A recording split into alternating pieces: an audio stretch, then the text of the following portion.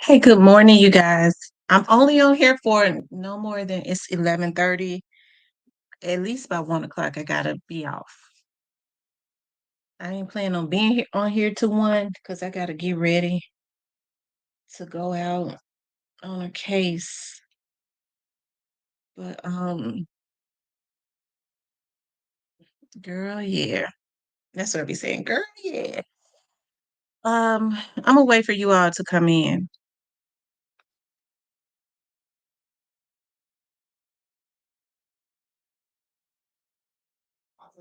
Hey, Miss Shan. Hey, Miss Shan, I've been on top of that. Hey, Miss Teresa.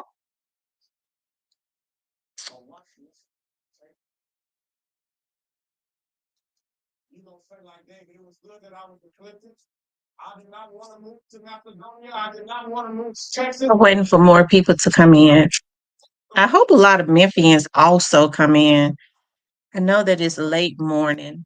It's actually mid-morning, almost noon, but I wanted to hop on because I ain't gonna be able to get on tonight. I'll be out all night working. I'll be out all day tomorrow working. I'll get to rest Sunday though. And then she rests on the third day. And then she rested on the third day. But next week I got a hump. I got a hump, y'all. I gotta travel clean across the state. Yeah, twice. Week after next. Um, anyways, I see Kenny, I see Tony. I wanted to talk about I was thinking, as I was prepping my roast, because I ain't gonna be at home. So when I get home tonight, hey Miss Stephanie. Yes, indeed, Stephanie. Um,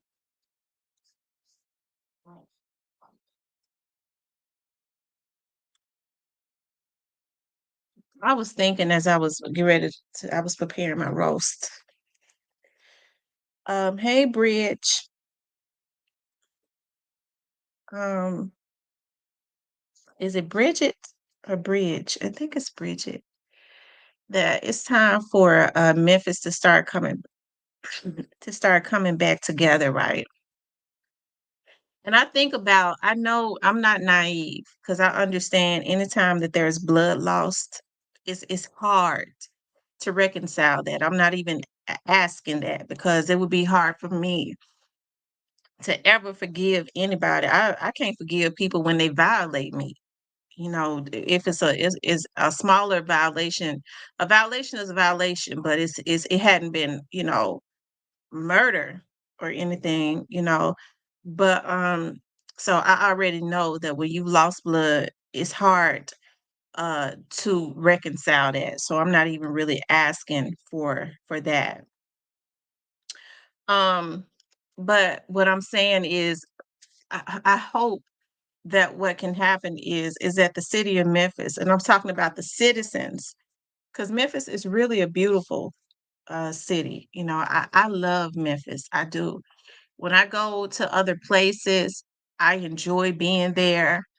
Um, as much as I think out of all the places that I've gone, I love New York. I do. I love New York. I love being in New York and I love Jamaica, right? But about after a week, I'm ready to get back to the Memphis area because that's where my heart is, right?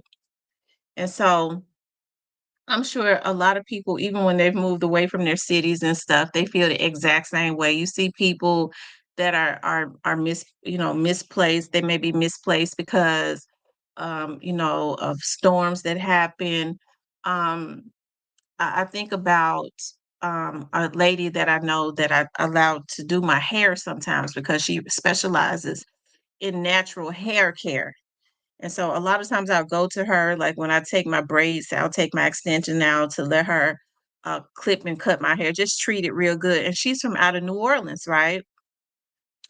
And she came to the Memphis area I forget when Katrina was. I think Katrina was like back in 2004 or 5 or 6, something around that proximity, right? And and she's been living in Memphis. She got her husband. I love you too, Miss Stephanie. She has a husband. She married a man when she got to Memphis. She found her husband and all of it. She always talk about how, you know, her living conditions, even though her heart is with New Orleans, and she's been if Katrina happened around 2004 or 5, that's like 20, it happened in 2005. Okay, so that's been every bit of almost 20 years ago, right? And she's been in the Memphis area since then. She still has New Orleans accent and everything, but she was like, you know, it ended up being a better situation for her. Her clientele went up. She actually was able, because when she first got to Memphis, she was working in a beauty shop. Now she owns her own beauty shop. She has herself a husband that loves her and her children, because she had 5 children, and she loves it. She says, but even still, like I miss, after 20 years, I miss New Orleans. My heart is still with New Orleans, and I'm always happy when I go home. Yes, I know somebody that does natural hair. Her name is Daphne. Um, yes, indeed. And so she says, my heart is with even though my situation was better when I got to Memphis, and I like Memphis, but my heart is with New Orleans, right? And so I think that's how people feel, when they uproot and leave. And so I love Memphis. I have a connection to the people, as I said, just like even with New Orleans, when they go anywhere in the country, they can identify because of their uniqueness when somebody is from New Orleans. I can catch the accent because I have friends that live down there, right? Um, just like the same thing, I can tell when somebody is from Memphis. I was talking to one of my friends in Florida, and she was like, "Girl, I was in the airport, and it was this girl in the airport, in the Fort Lauderdale airport, and she said, I had to ask her, 'Are you from up there in Tennessee somewhere?' And she said, 'Yeah, I'm from Memphis.' She said, I was like, my best friend lives in the Memphis area. You sound just like her.' She was like, 'She sounds just like you.' Yeah. And she was like, 'Y'all just got a uniqueness like Florida does, right?" But that's why I say it's time for not just Memphis, because you know what? I look at all of the different news medias. I look at Atlanta's news. It's a lot of stuff going on in Atlanta. It's a lot of stuff going on in Louisiana. I was just looking at Baton Rouge, how they just flipped out killing down there. I was like, 15-year-old boys and stuff. I was just looking at that, where a 15-year-old boy killed a 40-something-year-old man, and they're looking for him, right? But it's time for Memphis, and I guess any other city where there's division. There's been a lot of um Memphis has been sensationalized because of the Young Dolph's case, right? It's been a lot going on because of the rappers that's in the city of Memphis. And I always talk about how talented the rappers are, and they are. They're very talented. I don't care who they are signed with. They have an acquired sound. They are very talented, okay? And so it bothers me when I see these rappers, they're in their 20s and stuff, their early 30s, and got a lot of life ahead of them, can create a lot of wealth, right? Can have a lot of wealth circulating if their heart is right, if they get the right people around them to show them how to do that, right? Because you're actually supposed to make your money work for you, right? You're supposed to make your money work for you. You're supposed to tell, somebody said that the other day, I was listening to that. You're supposed to tell your money what to do. And I was like, that's true, because I heard that before. You make your money work for you. Unfortunately, a lot of it's the reverse thing that's going. A lot of these people, and it's not just rappers, it's everybody, right? Is letting money control them, right? Instead of controlling their money. But it's time for Memphis to come back together, you know. I think about the older guys that are around my age in their 40s, their late 30s and stuff, and on up, you know, in their 50s and all of that. They came from an era. That's why when people say, well, you know, they just street, they just gutter, but people were controlling themselves back then. There were certain, I don't care how gutter they were, there were just things that people did not do. So that's why I don't really buy into a lot of that stuff because I've been around for a long time and I've been through these eras. Okay, and so I know that a lot of these people that are calling these hits, that are doing certain things now, they dare not just openly do that back then because they understood that there were going to be some type of consequences, right? That's why a lot of them spent a lot of time in jail because there were consequences for when they did step out and do certain things, right? But it seems like now people just don't have any control over themselves. They're just emotionally screwed up, completely emotionally screwed up, right? They allow their emotions to, you know, just control them. That's why um I'm very hard about, you know, when people get emotional because people are not trying to control themselves anymore. They get emotional and they do something to me and then they want to come back and say, well, you know, I'm sorry, I don't accept it. That's between me and God. Okay, I know people say you're always supposed to forgive, with just that's between me and God, right? But I'm still able to coexist, right?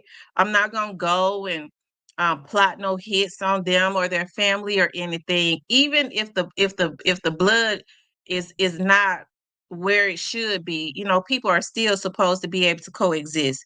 These guys are still supposed to be able to make money and have concerts without worrying about them sending somebody's damn child out that's looking for a come up or that's looking for some money to take them out, right? That's why I say we have to come together because there needs to be some older people. As a woman, I ain't supposed to be the one that's constantly on here saying this. I don't get on here and say, "Cause she had one of YouTube check." YouTube, I probably ain't even make no video off of this, no money off of this video because it's about 20 people up in here, right?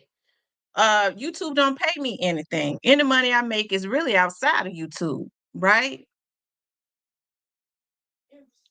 But as a woman, I'm not the one that's consistently supposed to be saying, yeah, we got to come up with some type of solution. Because I do believe that men are supposed to be leading the community, the ones that are right. And if they ain't right, their asses need to get right. Okay. They're the ones supposed to be leading the community. Instead, we have a whole lot of men, and they don't like to hear me say it, but somebody got to say it. That's helping to destroy the community, right?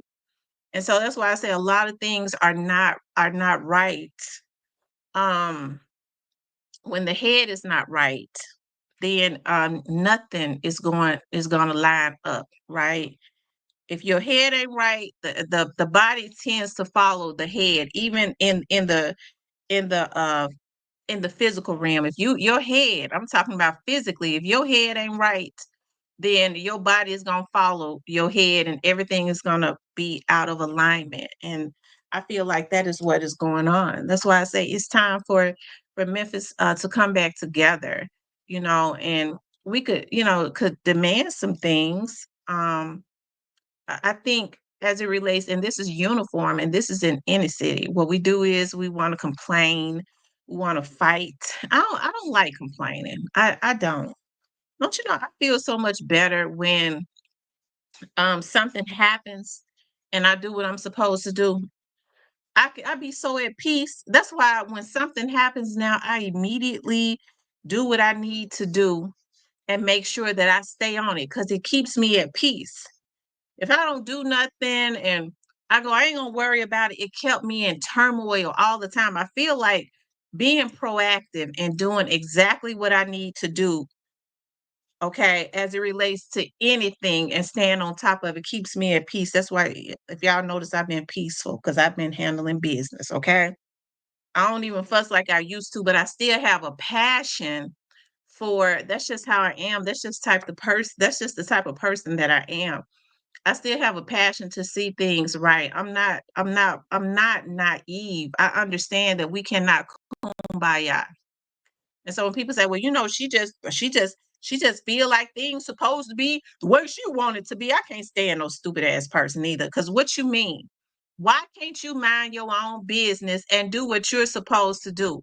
Why can't you tell a person now when they come to you, "Well, I'm gonna go there and kill that bitch ass nigga." What's wrong with you saying no, dog? Why you gonna do that? How you gonna mess your life up? If you got somebody ear, you supposed to I can't have friends and stuff if I can't tell them nothing.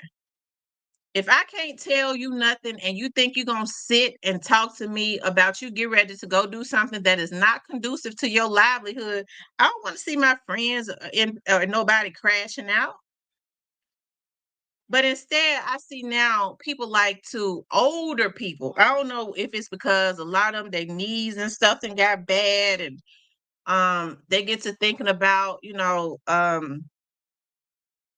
they ain't what they used to be. The brain and stuff is fried, and so all they can do is sit on the porch sometimes and reminisce. Okay, and what they like to do is instigate stuff instead of when these young dudes come around you, because they go around these OGs, they need to be trying to tell them no, no, how you gonna mess your life up? Okay, don't do that. But instead, what's so sad is you have dudes in their 30s and 40s still crashing out. Okay, it's a lot of them. They can't even hardly tell the younger generation because the OGs is just another word for elder, right? They're supposed to be able to tell these dudes, no, dog, don't do that. This right here happened to me. I had to go spend a lot of time away from my kids. Jail ain't where you want to be at, right? Instead, a lot of them, not all of them, a lot of them, and there are some that do that. They sit back and they instigate um, a lot of stuff, right? And that's why I say it's time to come together and for people to take their respective positions and start doing what they need to do, right? Because when you start doing right, that's the type of energy and stuff that you create. You find that your life is a lot better, right? You find that your life is a lot better. Um, you start telling these little dudes, Look, don't go out there and be crashing out. No, don't be going there. Don't go do that." Like these kids are in your environments. Your mothers live over there. Your children are walking over there. If you can help to keep them on the right path, I mean, that makes it better for your living lifestyle, your parents, your sisters, everybody that's still left in the hood, right? So you don't have to worry about when they go crashing out, you sending them out to crash out in the same hood. Because see, most people are selfish now. They'll say, "Well, I don't live over there no more," but your mom and them still live over there. So you send this little dude who's already misguided out to go and do something. What's gonna happen is because people talk. I mean, you can't do nothing now and get away with it. Somebody is going to tell it, especially for some money. These folks willing to pay to fight to if you do something to them, they're gonna pay somebody to tell them what happened because they got the money to do it, right? And so what happened is there are retaliatory situations. When you say, "Well, I don't live over there no more," but your grandmama and your aunties and stuff still live over there. So you're bringing violence and stuff back to the same neighborhoods that you grew up in. You was fortunate enough to get out, but you still ain't got enough money to move your whole family. So now what you're doing is disturbing the peace ultimately and putting your family members in danger, right? And so that's why I say it's good to talk to these young men and women because it's a lot of young girls and stuff that are just as bad as these guys. Like I never thought I would live to see the day where girls were setting folks up. I guess I was just really out of touch. I just didn't know that it was so prevalent now that the guys use girls to set up um whoever their enemy is, right? And these girls have children and all of that. And the first thing they say is when they catch them and break them down, I was just trying to feed my kids. How you just trying to feed your kids? You want to do something for your children when now you get ready to go do 15, 20 years for setting up somebody and they end up getting messed over. Your kids will be adults when you get out and bitter because people don't treat your kids the way you treat them. I don't care how they say they love them, they don't treat them the same, right? And so that's why I say, when I say it's time for Memphis to come back together, I mean it in that sense for people to start being able to tell folks, especially if you got their ear, don't go crash out. Don't do that. No, don't be like, don't. I've been through that. I went and did 25 years in jail. I don't want you to have to go do that, little bruh. No, you do something better. No, don't bring that energy to our neighborhood. If you go do that, they gonna come back in this same neighborhood and start popping up people in this neighborhood trying to get you. I want peace over here. My mama, my kids, my neighbors and stuff that's been here for 30 years. No, don't bring that back to our neighborhood. Look at doing something else. Look at doing something else, right? And so, we don't necessarily have that, and that's in any state. We don't necessarily have that anymore. And we got to get back to that, right? I get really it puts a really bad taste in my mouth when I hear, men talking bad about women. I'm talking about just being completely disrespectful and grouping all women.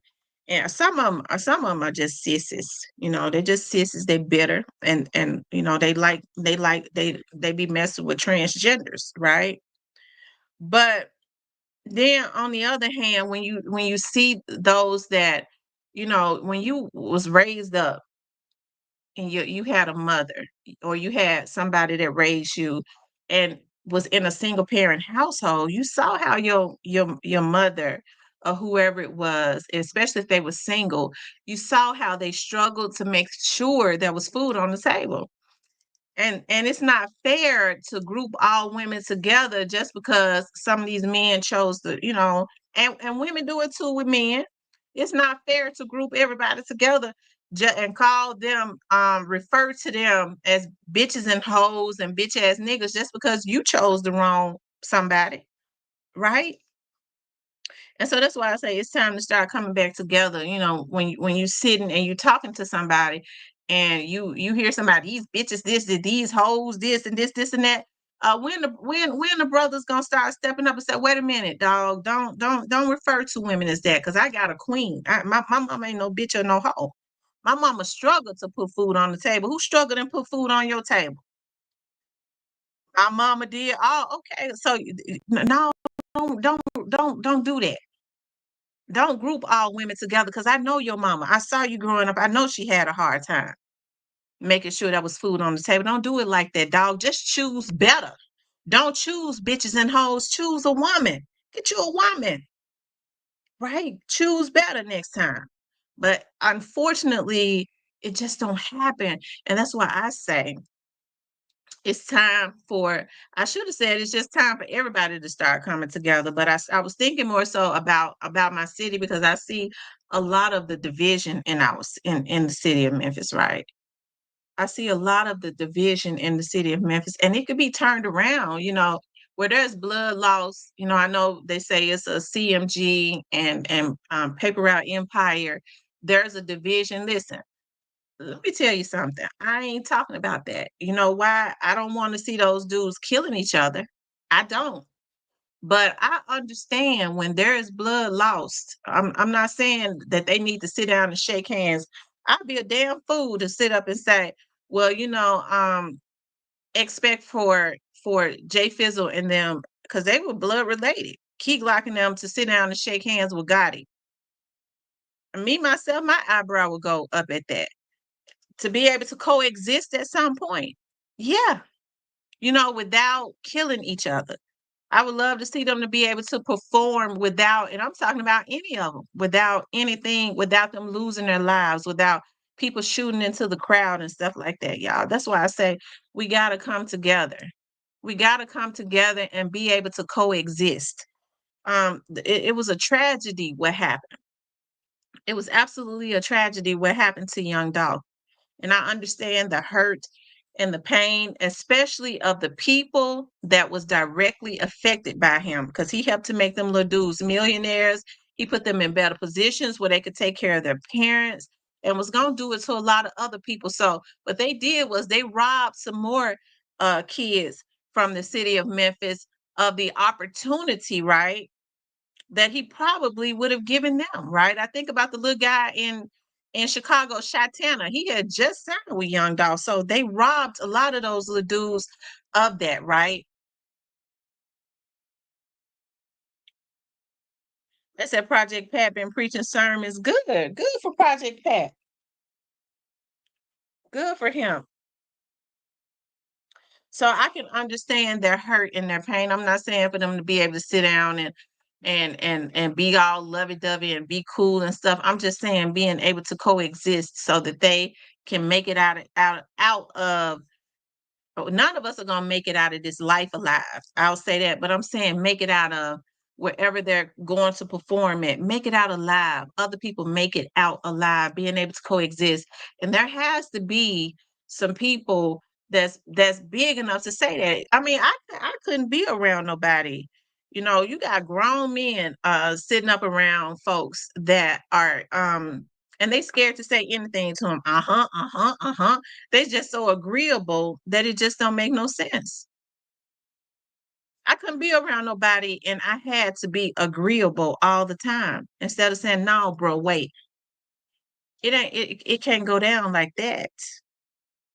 So you know what people say, well, I make a lot of money and if I ain't agreeable, they just go replace me and put somebody there that is agreeable. Okay. Well, then you go do something else. If you confident in yourself and what you do, you can go somewhere else and make more money. You ain't got to be up under nobody being a damn yes man, right? And so that's why I say it's time to come together and do the right thing. I always talk about, as it relates to our community, we're always looking on the outside for somebody to come in and do something for us. When we have the resources on the inside, it could have very even more resources and control. If we paid a lot of attention to stuff, we control, especially on the local level, the politicians that we put into office, and then hold their feet to the fire. I always say that, which means if we elect somebody, we can't just have confidence in them doing what they claim they're gonna do or what we need them to do if we don't watch and pay attention to that. We can't just elect somebody and not make them do and ensure that they're doing because we're the ones that are over them. The citizens are. We vote them in, right? But instead, we're really good about relinquishing our power and complaining. And it's time to stop complaining and come together so that we can get better results. It's a true saying that there are strength in numbers, right? So if we could come together and stop fussing and fighting and gossiping instead, people sit on the phone for hours gossiping about somebody else's life. Folks crashing out, doing things that are not even conducive to their livelihoods to try and pry into somebody's life that's going to ultimately hurt their children when they have to go away from them, right? Or their families or their livelihoods. You can't go sit in jail and be able to pay bills and stuff. You ain't gonna be able to do it. And so while you're sitting there, you get to think about, I'm in my damn 40s and shit. Why not? F did I feel like prying and doing federal crimes was even, it wasn't conducive to what I'm doing. I could have been using that time being proactive and doing something else, right? I could have been using that time being proactive, doing something else, such as having some meetings, getting some people together. People love to follow now. There are a lot of people that love to be involved. There's nothing wrong with getting groups and stuff together and getting those groups to grow when, especially when they know you're being proactive. Go, give them some free food and stuff, and say, "Look here, we get ready to take our community back. Make sure you have some good bologna and cheese sandwiches because folks come out when you got some free food now." But make sure when you lure them out, you got a good message, right? Make sure you got a good message in the name of helping to take the community back, right? So that we can be extremely proactive. Instead, what's happening is, and I see it in a lot of leadership positions, people lure folks out, and then once people start following them, they ain't got no character. They forget they are in awe about these people looking up to them, and then it turns into something real evil, right? They start doing things that are not conducive to themselves, to the community, to nothing else. It's all about, oh, I got this power over folks. Now I can get them to do what I want them to do. That happens a lot in our community. That's why I say you got to have righteous people. Got to be righteous to start holding people accountable, right? So that we can do what is necessary to make sure our community grow. It ain't nothing hard about that. They say, well, the white man's is trying to hold me down. I don't allow that to infest in my brain, because can't nobody stop me from doing what I want to do. They can't stop me. Whatever it is that I want, I go get it. Okay. I'm gonna get it. And so that's the mindset that I have if I don't have it yet, because I do believe in God. I do believe in a higher power. I go, okay, well then what is it about me that ain't right yet? Because I ain't perfect. I know I have some things that I got to work on because I'm unforgiving. Okay. I go, God, what is it? What is it about me? I need to start working on something, because at this point, I know that I got what it takes to be there, but I ain't there yet. I know it ain't time, but I need to start preparing myself. Right. That's why I spend a lot of time alone.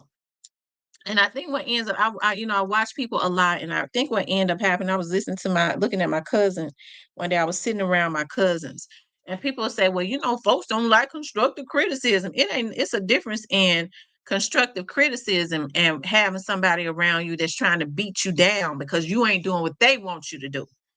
People need to be able to decipher that. Is something wrong with everything you do because it ain't like how they want you to do it? That's not constructive criticism. That's just trying to beat you down, and it keeps you low. That's why I pay attention to people, right? You have to be able to accept constructive criticism, but make sure, as my dad used to always say, if they're going to identify a problem as it relates to you, they need to have a solution. Otherwise, it really ain't no need in listening to them, right?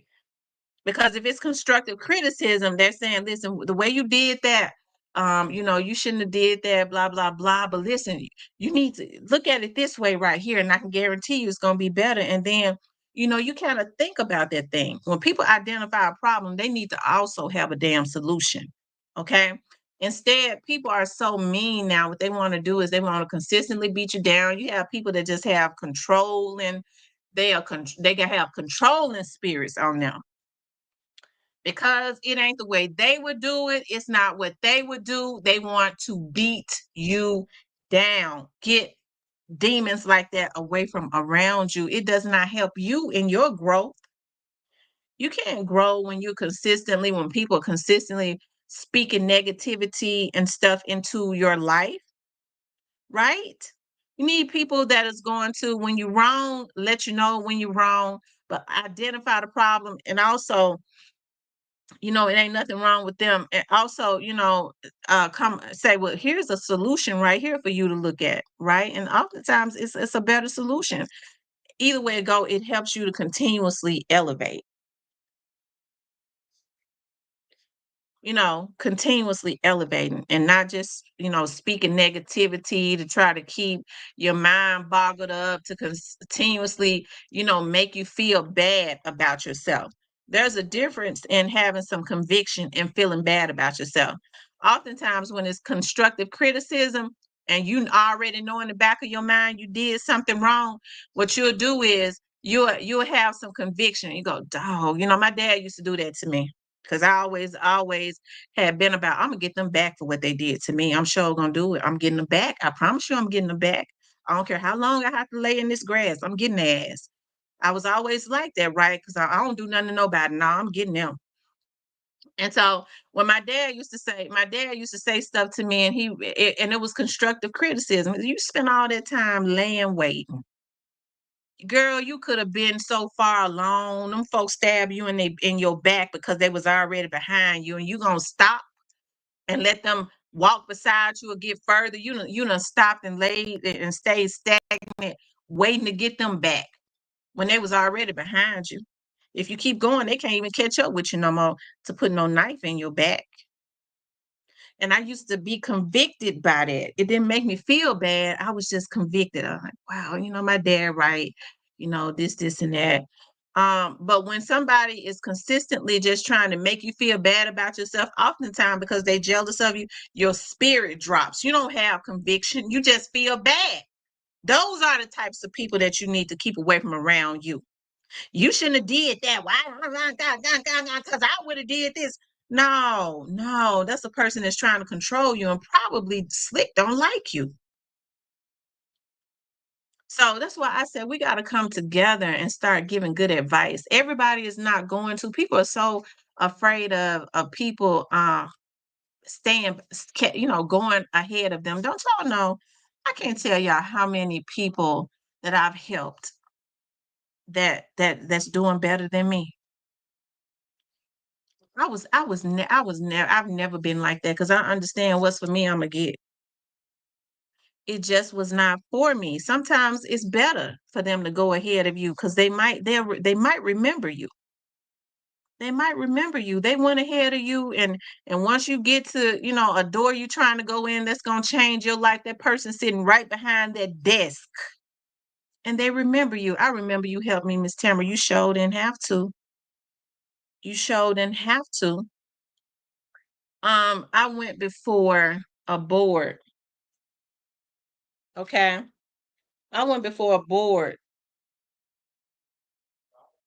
probably a few weeks back, right?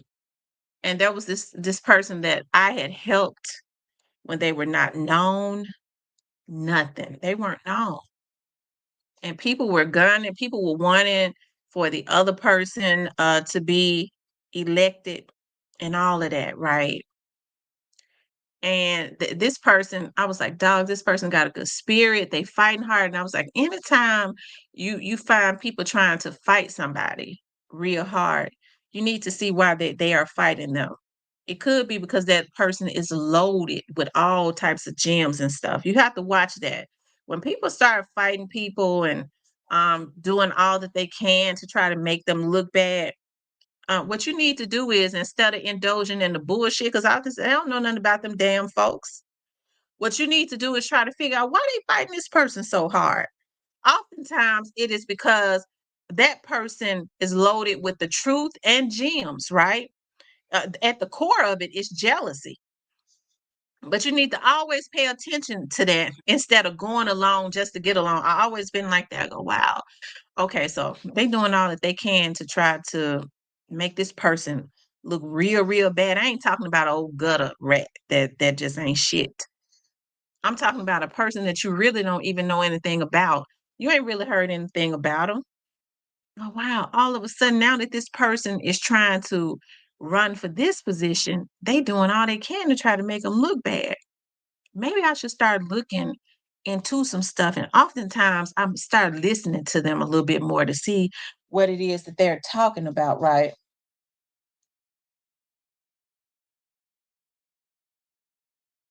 Okay.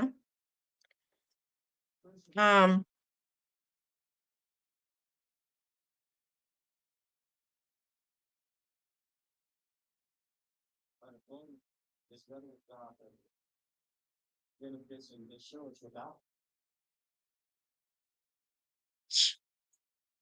okay.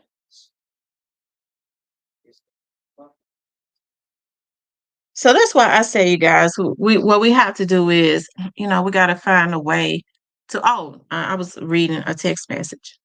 Okay, and so that's why I said what we have to do is, instead of listening to people, right? Instead of listening to people when they are trying to defame a person's character, listen to people that try and defame people's characters, especially when I know they don't know them. How in the hell can somebody that don't even know a person tell you something? Can they defame a person's character that they don't even know? But at the root of it, it comes from jealousy, and people entertain it because of how they are, right? Because of their deep down inside, because of their just they just like me. No, they really ain't just like you, right? It's because of what they deal with on the inside of them. But anytime you start seeing people trying to defame them, hey, Jason Charles, he said Louisiana tuned in, positive vibes, iron sharpens iron. If nobody gave you your joy, they can't take it chin up. That's absolutely right. Wonderfully blessed, says Tam, it's bad everywhere. I was reading Revelation, and I do believe some of the seals have been broken. I have never seen such evil and death in my entire life. That's so true. Hey, Miss Diane. Hey, Miss Tyranny. Hey, HD Bully.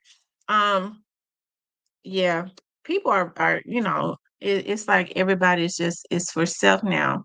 Everybody got their fist closed. Everybody's fist is closed. This mine. I can't. This is mine. People are so selfish now. They would rather. I see people um eating somewhere, and you see homeless people hanging around rather than give them your food that you're gonna throw in the garbage. I ain't giving him nothing. Yeah, I was so hurt one time. I was with somebody. You have to be very careful about, when people have mean spirits. There was this guy that I'm trying to think of what restaurant it was, because when we finished, we put the food in the garbage on the outside. We were sitting outside eating. And the girls that I was with, it must have been somebody I was working with. So we ain't giving him nothing. He always out here, he ain't getting nothing. He always out here begging for some food. And so when we finished, we put the, you put the food in the garbage can. Y'all, it hurt me so bad. And I said I would never do it again. And I have not to this day. Okay. I was like, dog, I got some French fries and stuff though. Girl, don't get him your food. Y'all, I didn't even finish eating the French fries. They had too much salt on them. I don't like salt. So I listened to him, and that man was sitting there waiting, a black guy.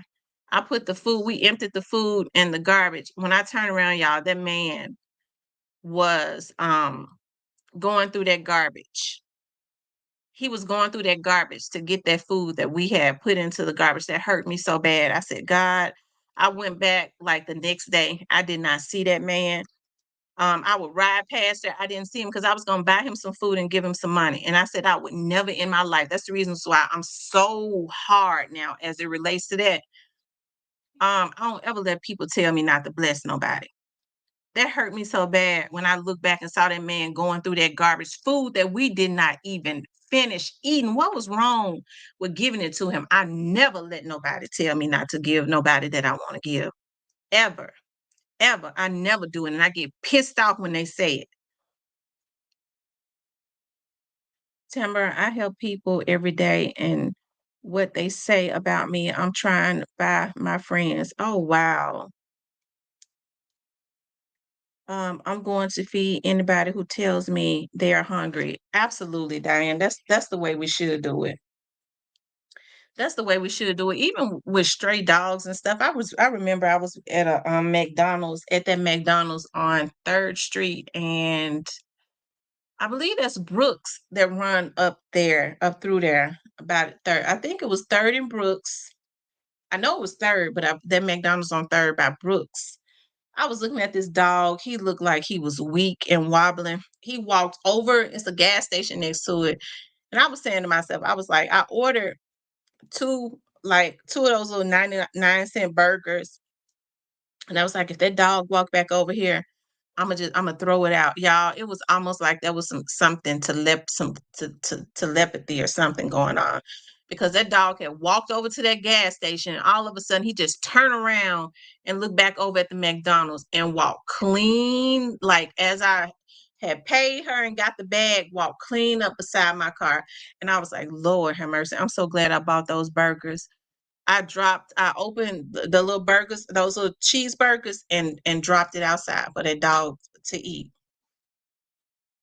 It ain't nothing wrong. Anytime, like, and so I can't understand, like, all of the rich people and all of the politicians and stuff, their offices and stuff are downtown. You have homeless people and stuff. That it's that season again. Normally, like around the winter time, and I don't ask nobody to give me no money or nothing to do it.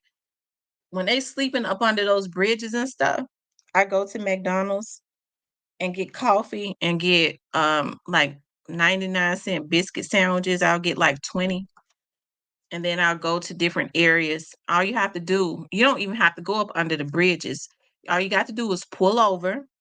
If you're scared of the homeless people, take the coffee cups and stuff, put them on the ground, call up there, tell them, "I got coffee and sandwiches down here," and they'll come from up under the bridge and eat a 99-cent. You spend $20 on nothing. Get a 99-cent hot coffee, a 99-cent sausage and biscuit sandwich, and you lay them out, and you can go to different areas and do that. But people are real selfish now. What if it was them? And I always think about that, because I said I would never in my life do that again. When I turned around and saw that man digging through that garbage can to get that food that we threw away, that hurt me so bad it was ridiculous. I don't deal with bitches like that, and I should be mad at myself too, because I ain't nowhere in the world you ever let nobody talk you out of helping somebody.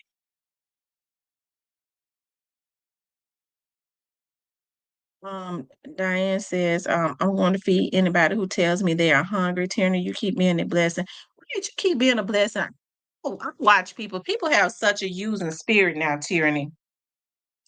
Especially when it's new people that come around, because see, people are so low down now. When you are a good-hearted person, instead of them saying, "That's a good-hearted person," um, instead of them saying, "That's a good-hearted person," me, myself, when I see people have good hearts, I go, "That's a person that I kinda wanna be around." I wanna be around that person, because 'cause I'm very standoffish with people, right? And, but instead, now the human psyche is so twisted. When people see people that are good-hearted, they'll go, "That's a fool."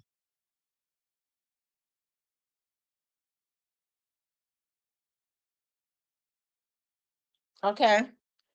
I wonder if I can bump their head. I wonder if I can bump their head. Okay? That's what they do, y'all.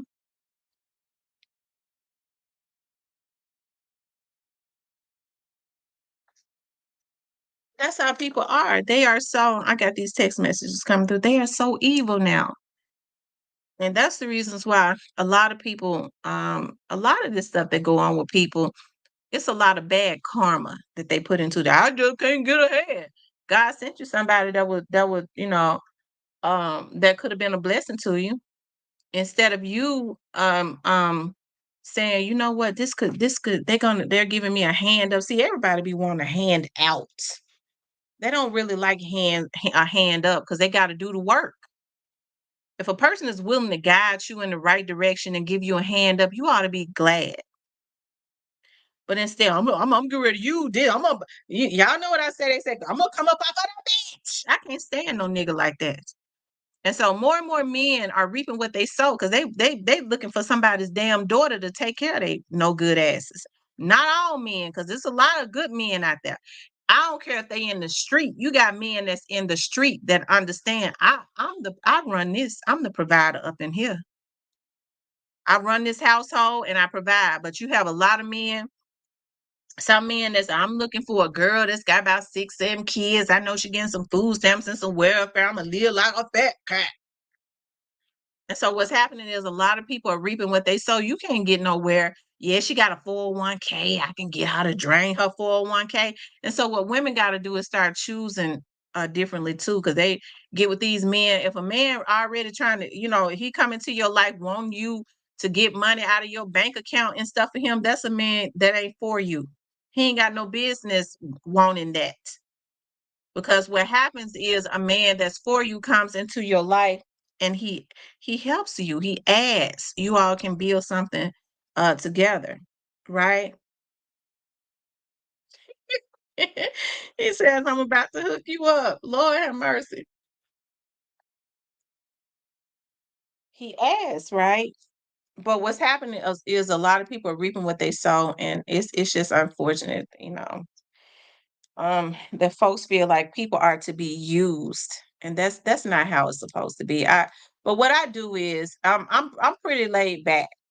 I have an undercurrent, but if you cause me to, but I'm pretty laid back because that's how I like to be.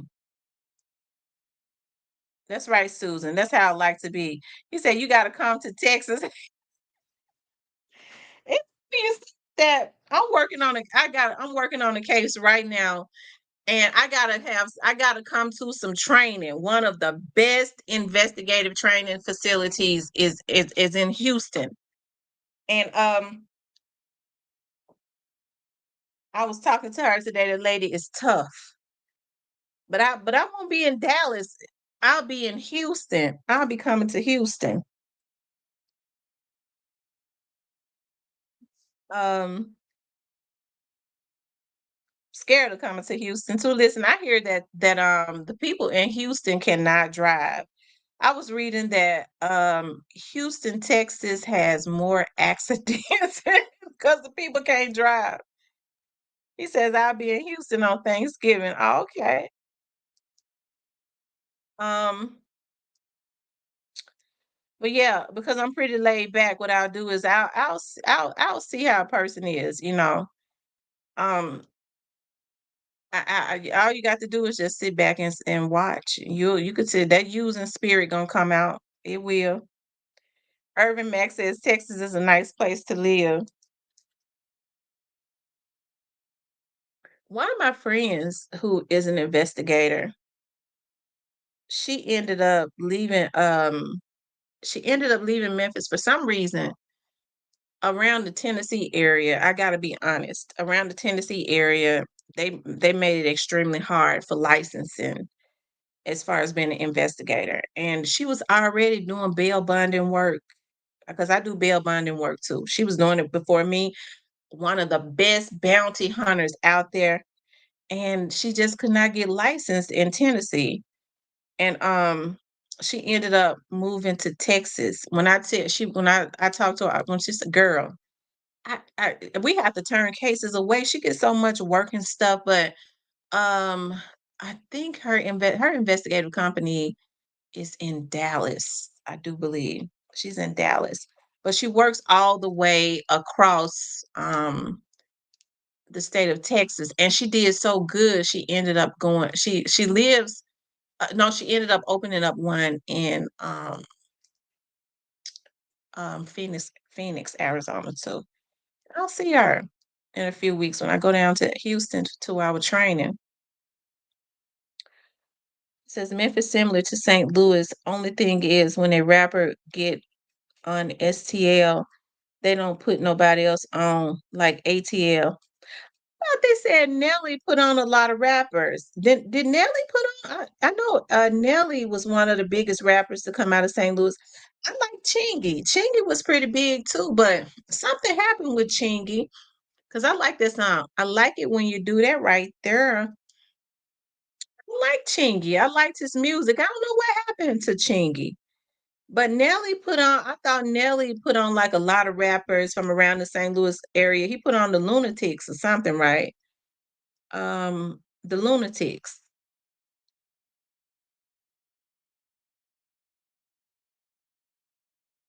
He said no. Nelly didn't. I thought he put on a group of people. Didn't he put on the Lunatics? The Lunatics. I don't think they. It wasn't Lunatics.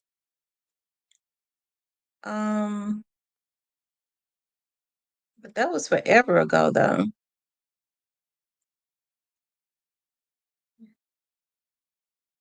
Yeah, he put on the lu he put the lu he they all group up together, lunatics. Okay, so they all grouped up together. So he didn't sign anybody else other than the lunatics.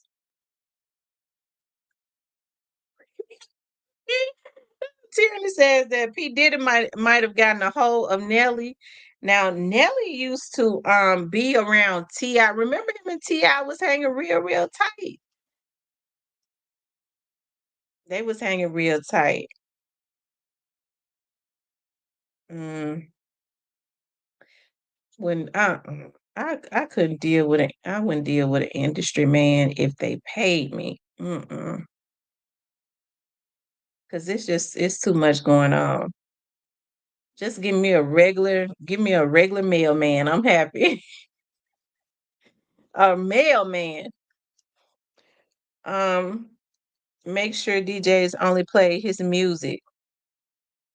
Wow. So he paid the DJs not to play other people's music. Oh wow. Did Nelly blackball Chingy? Because I remember when they was into a Chingy, I like Chingy.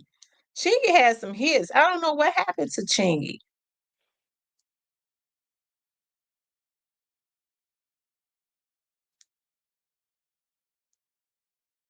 He said, but he did put the spotlight on the city, which brought majors.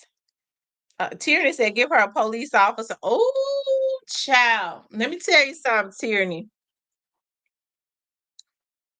I have a lot of police officers that are my friends, okay? I wouldn't do you like that. And they be sitting up hollering about, I want me a good wife. You already had a wife and you ran her off. I probably have to hook you up with a police officer that's get ready to retire. I have to hook you up with one that's get ready to retire, child, because he tired. He old and tired by now. Ray Brown says Chingy father was a certified G back in the day.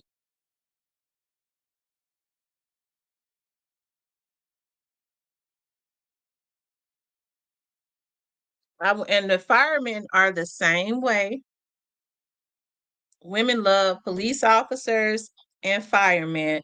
And I was working in there with them. I'm like, I'm trying to figure out what it is that these women love so much about these dudes. Cause I mean, they just regular people. I wouldn't date them. I dated one with the MPD because child, and he was crazy. A lot of them have mental illnesses too. Um, he says, "Yes, retire. It ain't good to be dating nobody you work with anyways, because when we broke up, he'd be walking through there. Why they sitting in your why oh mm-mm. I'm talking about controlling, possessive, crazy."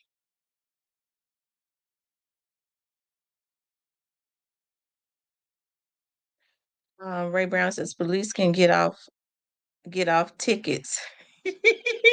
But what they don't understand is those patrolmen can't if they write that ticket up, the patrolman can't do a damn thing. They got to go through their lieutenant to get that ticket picked up.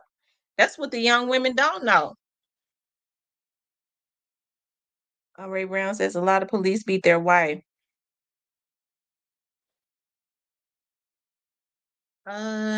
Did I ever hear about I never well what I because with I do know in Memphis and Shelby County, there's a zero tolerance.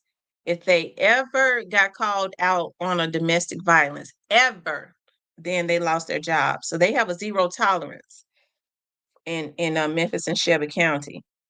So that might be what kept that down because they knew that if they hit their wives, they knew they had to lose their jobs. They have a very high divorce rate because a lot of them are. I be hating to talk about them. But a lot of them are very whorish. That's why I say, Tyranny, if you want you a police officer, I have to hook you up with one that's get ready to retire because he tired by now. He old and tired. I knew a stripper that kept the police and firemen on deck. Plus, they got money. Mm. I didn't know they made that much money.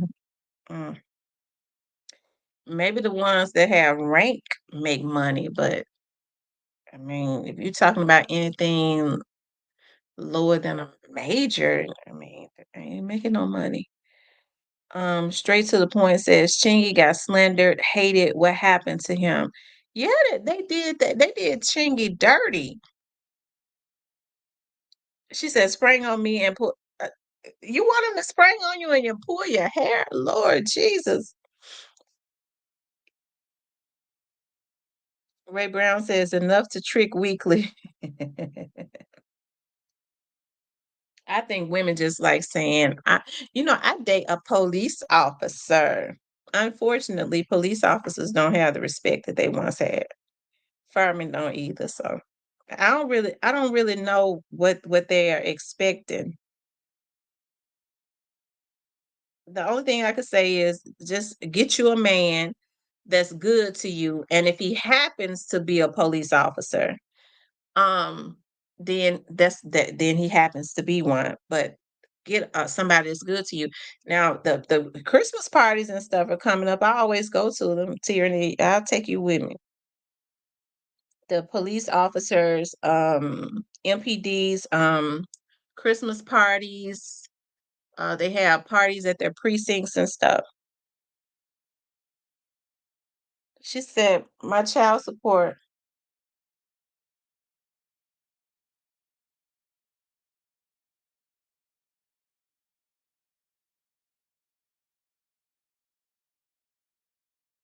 my child support is good."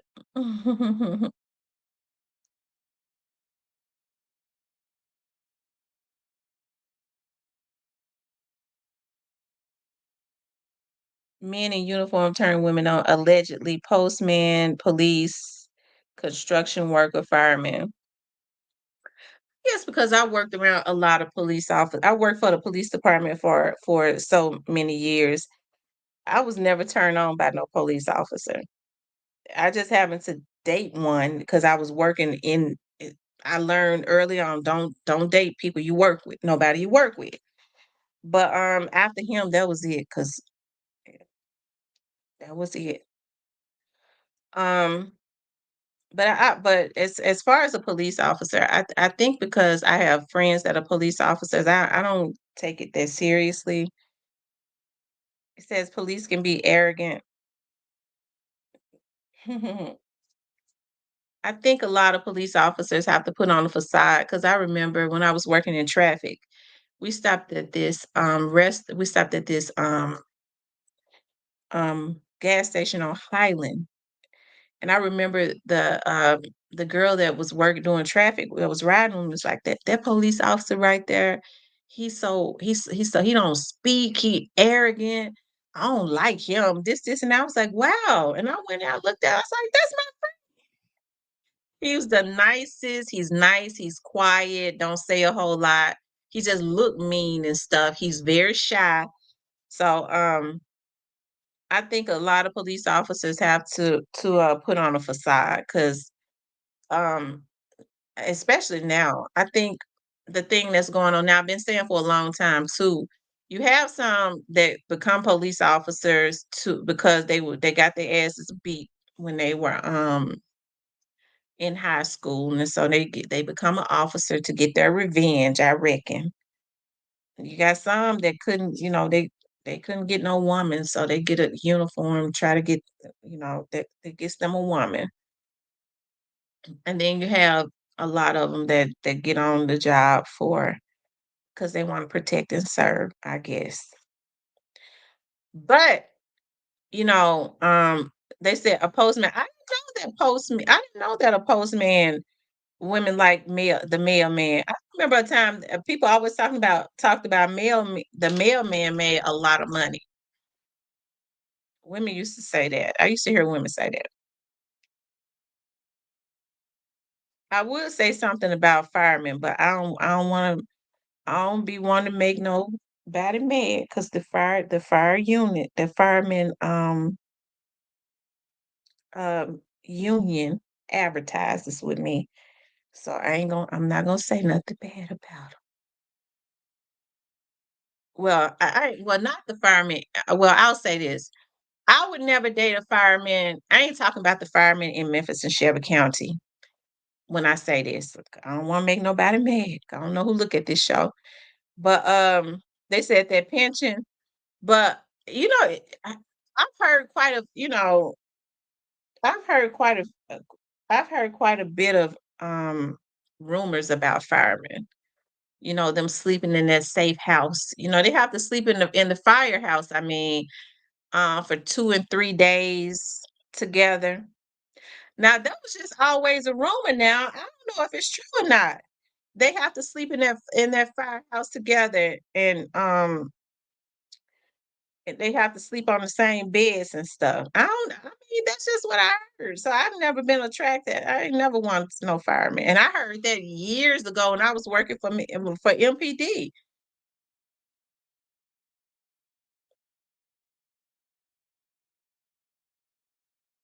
But not the firemen, and because they sponsors my TV shows.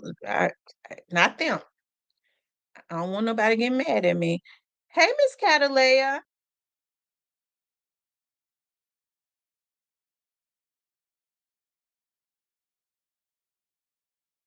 She said she dated a fireman.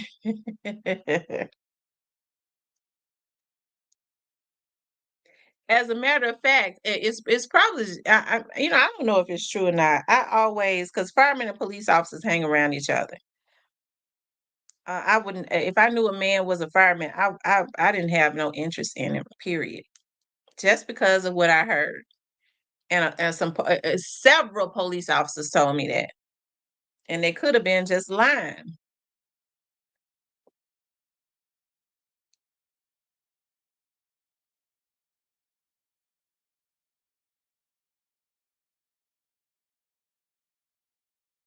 Not the one, yeah, but not the ones in my hood though.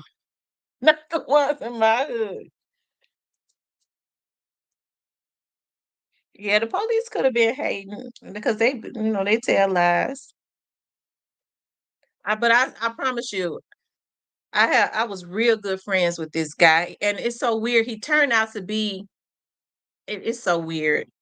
He turned out to be my cousin because I started learning like my mom said family members. Him and my mother turned out to be first cousins, and anyways, he told me he was like he used to trip all the time. He was so funny. And he was like, I went to the gym. This the second or third time. I never forgot this. Second or third time I was working out at the gym and a different fireman walked up to me and tried to holler at me. I said, Oh Lord. He was one of the ones that told me you know, but y'all, he could have been lying because he was real goofy.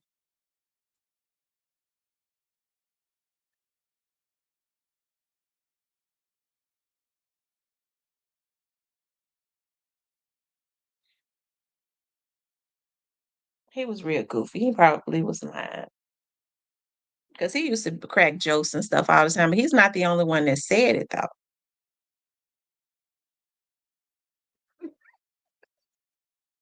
But all firemen are not like that. I mean, I don't believe all firemen are like that, but they swear when they swore when they sleep in that firehouse because they have to stay at the firehouse for 2 and 3 days that they be sleeping in the same bed. I'm telling you, I hollered. But that's what I've never been in a firehouse, so I don't know. I don't know if they have to sleep in the same beds or not.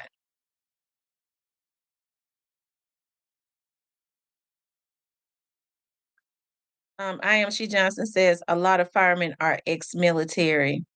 Yeah, because the fire academy is a lot more stringent. Their academy is harder than the police academy. I'm talking about their exercises because the Memphis Police Academy, the fire academy used to be right around up the street from there. And those firemen were in way better shape than us. They had to come in good shape because when they would be running, they would have to run with like a almost 200-pound dummy on their back for miles. Mm-mm. Shoot, sometimes we be running and they been passed out. They was passing out. They had to make it. It's something that they did because they had firemen that were recruits that were having strokes and were dying. It's something they had to change because it was too many. Like every time they had a class, because of how strenuous their training was, they was having strokes. They was dying young cats because they would have to run with that dummy on their back. Shit, it was hard for when I first got through the academy. I was don't get me started talking because we were supposed to get in shape when we went, but we didn't think it would be that serious. They make us pull that dummy across the floor. We'd be running. I was falling all over, especially in the beginning. And I had to change my eating habits and all of that because we be throwing up. You throw up on the floor, you throw up on the floor. I promise to God, you're gonna have to give us 100 push-ups. And ain't nobody, we're gonna make everybody get in a push-up position until you finish. You don't want your classmates mad at you. You better not throw up because we would go and eat bad stuff. But those firemen were ready. They was ready. They was in way better shape than us because we was a bunch of old out of shape. They had to whip us into shape.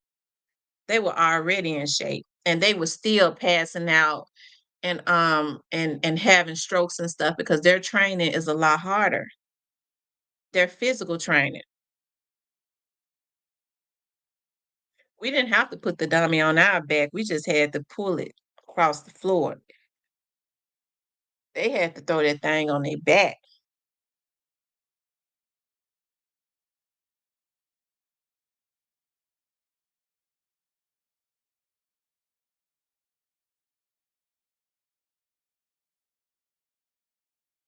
So shout out to the firemen. They do a good job.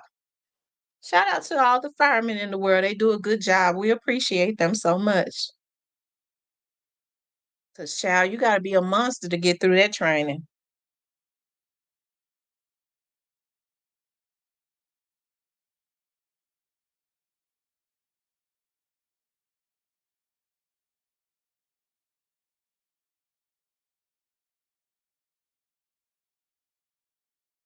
He said, he said, wait a minute, say what now?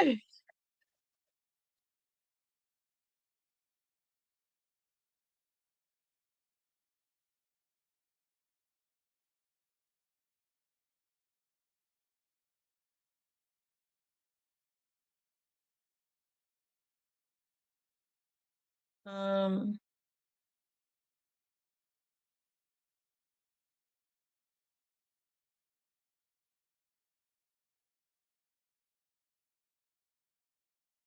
anyway, y'all, I gotta go out on a case. I really hate I took the case. I really do. I almost didn't take it. I should have canceled. But by the time I thought about it, I was like, I don't want to do it. I was like, well, that was I was like, I don't want to do them like that.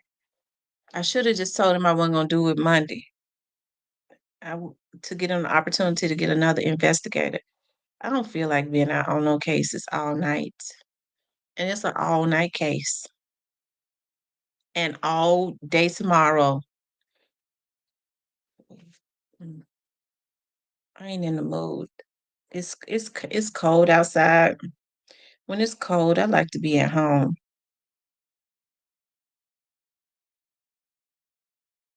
Yeah, shout out to the Memphis Fire Department.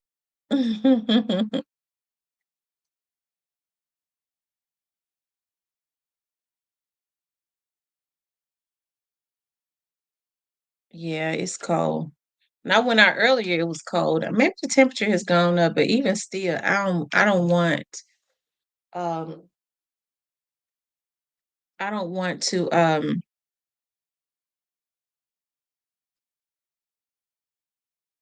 still don't want to go do the case because it's too long.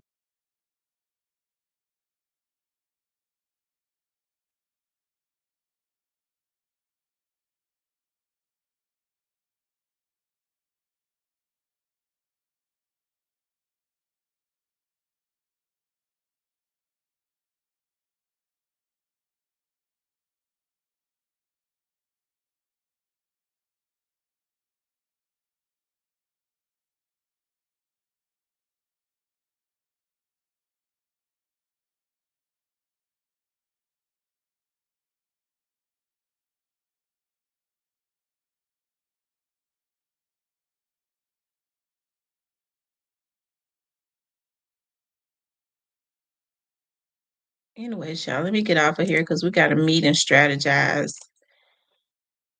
I got to get my equipment together, my blankets and shit, because I'll probably be sleeping in my damn car tonight. I've been doing this too long to be taking cases where I have to sleep in a damn car. That's why I don't like taking third party cases from people. I be wanting to network with folks. So I go, oh, okay, well, this,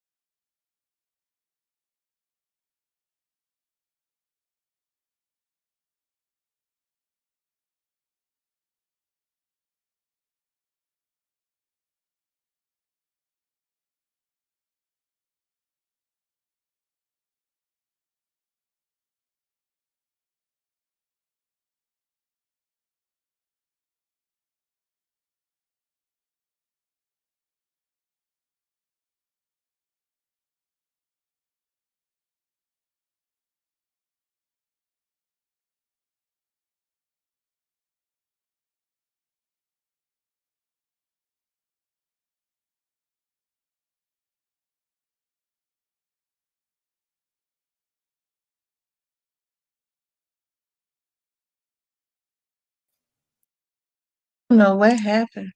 I guess they hacking. I don't know. Anyways, you guys, I gotta run. Okay, I gotta run. I ain't gonna be able to get back on tonight. I don't know. I'm gonna try to. I'll see if I could drop something in the morning before I get out. But if not, then I'll see you guys Sunday. Okay. I love you guys. It says cancel the case until Monday and stay on with us. I'll get back on Sunday. I'll try to drop something tomorrow. Hey, Mr. Parker, if I know I'll be busy all day tomorrow, but I'll try and drop something tomorrow. Okay. I love you guys. I'll talk to you later.